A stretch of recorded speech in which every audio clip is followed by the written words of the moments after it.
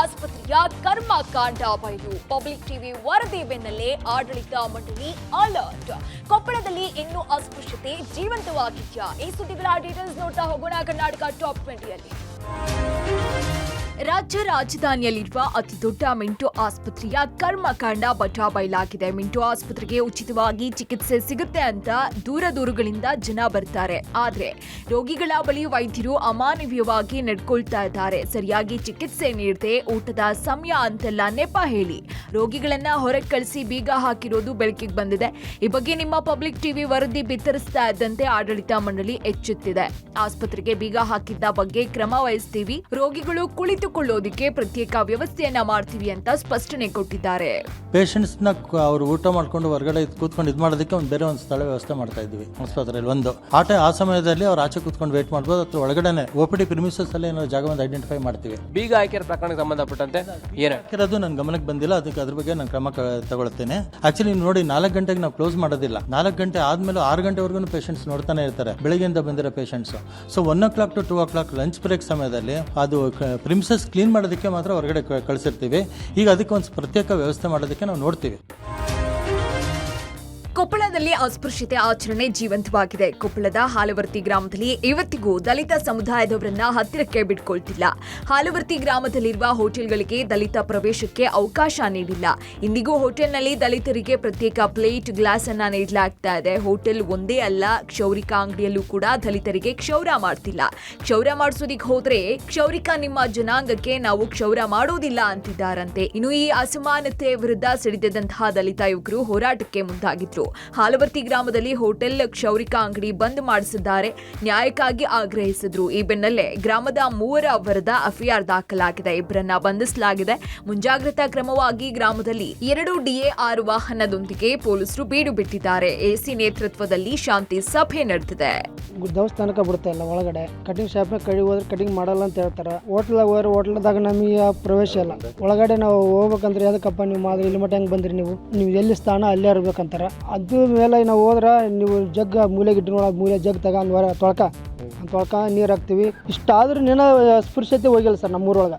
Sir ಇದು ಆಲ್ವರ್ತಿಯಲ್ಲಿ actually ಅಸ್ಪೃಶ್ಯತೆ ಭಾಳ ಐತೆ ಸರ್. ಇಲ್ಲಿ ಅಸ್ಪೃಶ್ಯತೆ ಅಂದ್ರೆ ಏನಂದ್ರೆ ಸರ್, ಇದು ಗುಡಿ ಗೋಪುರದಲ್ಲಿ ಆಗಿರ್ಬೋದು, ಸೊ ಹೋಟೆಲ್ ಅಂಗಡಿ ಆಗಿರ್ಬೋದು, ಆಮೇಲೆ ಕಟಿಂಗ್ ಶಾಪದಲ್ಲಿ ನಮ್ಗೆ ಏನು ದಲಿತರಿಗೆ ಒಳಗಡೆ ಎಂಟ್ರಿ ಇಲ್ಲ ಸರ್. ಸೊ ಯಾಕೆ ಈ ತರ ಮಾಡ್ತಾ ಇದ್ದೀರಿ ನೀವು ಅಂತ ಕೇಳಿದ್ರೆ, ಸೊ ಇಲ್ಲ ನಾವು ಊರೊಳಗಡೆ ಎಲ್ಲರೂ ಚರ್ಚೆ ಮಾಡಬೇಕು, ಚರ್ಚೆ ಮಾಡಿದ್ಮೇಲೆ ನಾವು ಆಮೇಲೆ ನಿಮಗೆ ಸ್ವಾತಂತ್ರ್ಯ ಕೊಡ್ತೀವಿ, ಅಲ್ಲಿವರೆಗೂ ನಿಮ್ಗೆ ಇಲ್ಲ ಅಂತ ಮೇಲ್ವರ್ಗದವರಿಂದ ಒಟ್ಟು ನಮ್ಗೆ ಸ್ವಾತಂತ್ರ್ಯ ಕೊಡ್ತಾ ಇಲ್ಲ ಸರ್.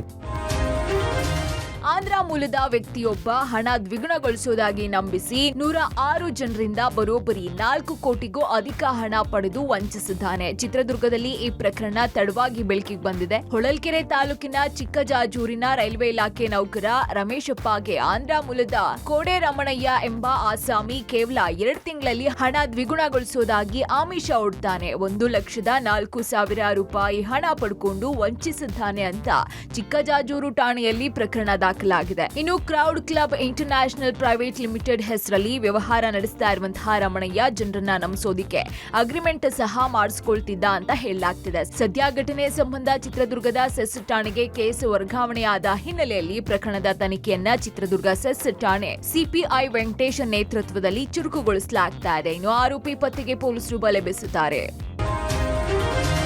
ಜೈಲಿನಲ್ಲಿದ್ಕೊಂಡೇ ಯುವತಿಯ ನಗ್ನ ಫೋಟೋ ಕಳುಹಿಸಿ ಹಣ ನೀಡುವಂತೆ ರೌಡಿ ಶೀಟರ್ ಬೆದರಿಕೆ ಹಾಕಿದ್ದಾನೆ. ರೌಡಿ ಮನೋಜ್ ಅಲಿಯಾಸ್ ಕೆಂಚ ಕಳೆದ ಆಗಸ್ಟ್ನಲ್ಲಿ ಯುವತಿಯ ತಾಯಿಗೆ ಬೆತ್ತಲೆ ಫೋಟೋ ಕಳುಹಿಸಿ ಹಣ ಕೇಳ್ತಾ ಇದ್ದ. ನಿನ್ನ ಮಗಳ ಬೆತ್ತಲೆ ಫೋಟೋ ನಿನ್ನ ಅಳಿಯನಿಗೆ ಕಳಿಸ್ತೀನಿ ಅಂತ ಬೆದರಿಕೆ ಹಾಕಿ 40,000 ಹಣವನ್ನ ಪಡ್ಕೊಂಡಿದ್ದ. ಫೆಬ್ರವರಿ 9ರಂದು ಮನು ಅಸೋಸಿಯೇಟ್ ಕಾರ್ತಿಕ್ನಿಂದ ವಾಟ್ಸ್ಆಪ್ ಕರೆ ಮಾಡಿ ಬೆದರಿಕೆ ಹಾಕಿದ್ದಾನೆ. ಫೆಬ್ರವರಿ 12ರಂದು ಜೈಲಿನಿಂದಾನೇ ಕರೆ ಮಾಡಿ 5 ಲಕ್ಷ ಕೊಡದೆ ಹೋದ್ರೆ ಫೋಟೋ ನಿನ್ನ ಅಳಿಯನಿಗೆ ಕಳಿಸ್ತೀನಿ ಅಂತ ವಾಟ್ಸ್ಆಪ್ ಹಾಗೂ ಮೆಸೆಂಜರ್ ಮೂಲಕ ಆವಾಜ್ ಹಾಕಿದ್ದ. ಇನ್ನು ಹಣ ನೀಡದೆ ಹೋದ್ರೆ ಫೋಟೋ ರಿವೀಲ್ ಮಾಡ್ತೀನಿ ಅಂತ ಹೆದರಿಸಿದ್ದ. ಇದರಿಂದ ನೊಂದಂತಹ ಕುಟುಂಬ ಯಲಹಂಕ ನ್ಯೂಟೌನ್ ಪೊಲೀಸ್ ಠಾಣೆಗೆ ದೂರನ್ನ ಕೊಟ್ಟಿದ್ದಾರೆ. ಇನ್ನು ಪ್ರಕರಣ CCBಗೆ ವರ್ಗ ಆಗಿದ್ದು ಸದ್ಯ ಮನುವನ್ನ ಜೈಲಿನಿಂದ ಬಾಡಿ ವಾರೆಂಟ್ ಮೇಲೆ ವಶಕ್ಕೆ ಪಡೆಯೋದಕ್ಕೆ CCB ಸಿದ್ಧತೆಯನ್ನ ನಡೆಸಿದೆ.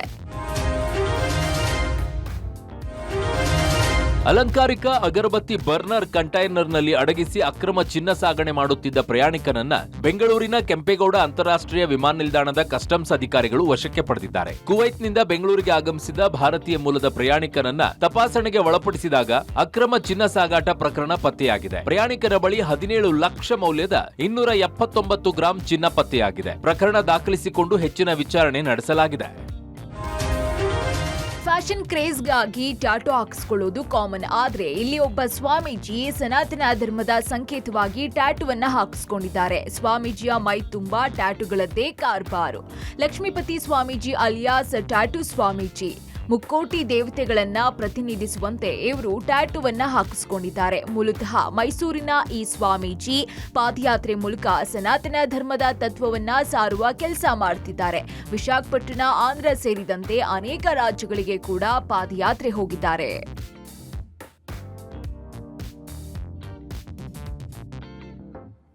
ನಮ್ಮ ಹಿಂದೂಗಳ ಪ್ರಕಾರ ಗೋಮಾತೆಯಲ್ಲಿ ಮುಕ್ಕೋಟಿ ದೇವತೆಗಳಿದ್ದಾರೆ.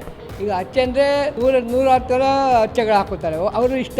ಆದರೆ ನಾನೊಬ್ಬ ಸನ್ಯಾಸಿಯಾಗಿ ಸ್ವಾಮೀಜಿಯಾಗಿ ನಾನು ಗೋಮಾತೆ ನೋಡಿ ಹಾಕ್ಕೊಂಡಿದ್ದೀನಿ. ನಾನು ಒಟ್ಟು 35 ದೇವರು ಹಾಕ್ಕೊಂಡಿದ್ದೀನಿ ನಾನು. ಯಾಕೆಂದರೆ ಹಿಂದೂ ಪ್ರಕಾರ ನಾವು ಹಾಕ್ಕೋಬೇಕು, ಅದನ್ನು ನಾವು ಇಷ್ಟಪಟ್ಟು ನಾನು ಹಾಕ್ಕೊಂಡಿದ್ದೀನಿ. ನಾನು ಪಾದಯಾತ್ರೆ ಬಂದಿದ್ದೀನಿ. 2016ರಿಂದ ಪಾದಯಾತ್ರೆ ಮಾಡ್ತಾಯಿದ್ದೀನಿ. 8 ರಾಜ್ಯ ಸುತ್ಕೊಂಡ್ಬಂದಿದ್ದೀನಿ.